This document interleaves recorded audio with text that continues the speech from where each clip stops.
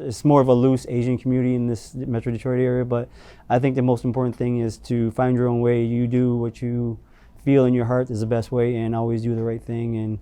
And sometimes it might not be the doctorate or the lawyer, but it's something that you believe in and you truly believe in. I think you should always go for it.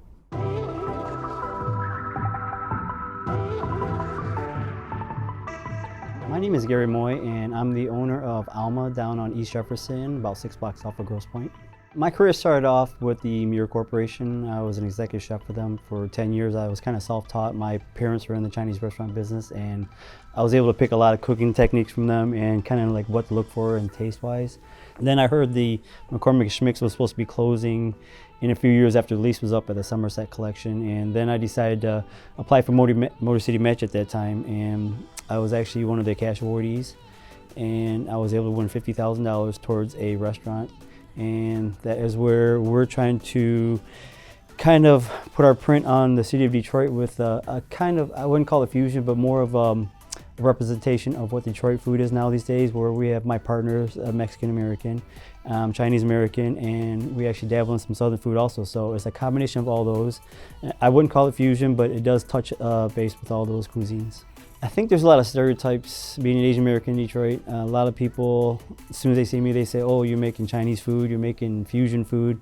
And I actually was born in America and I grew up on American food, but of course my parents were I was first generation, so I was exposed to a lot of Asian cuisines also, and I did the dim sum on every holiday and things like that. So it was just me to be able to express and show what the Asian cooking is about. But mine's more of a Chinese American, it's not the traditional Asian cooking. So that's why I grew up. I had a hodgepodge of different cuisines. I grew up with my friends. I had a wide variety of friends, from Chaldeans to African Americans to white Americans. So I grew up on all different kinds of cuisines, and I kind of blended them all together, and I just thought like this would work good together, and this would work with this, and that's how I kind of developed my taste buds and my cuisine at the same time.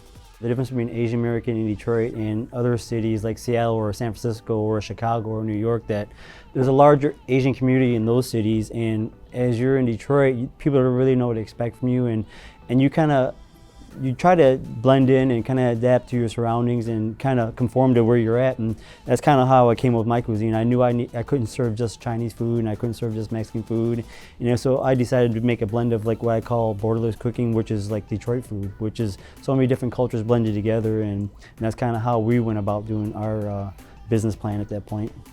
Our parents came over from China for the first generation, and I was the first generation, that they came over to give us a better life. And a lot of people got out of the restaurant business. And actually I have a sister who's a lawyer, and I have a sister who's a microbiologist. I have a brother who's an assistant principal at a high school, and so on. But part of it was I fell in love with the food business, and I loved the interaction with the community at that point. So I kind of went along the path of my father. He was in the restaurant business, and I kind of took that path. My dad at first was like, oh, you want to be in the restaurant business, and he wasn't very happy about it. But my father passed away about 5 years ago, and a year before he passed away,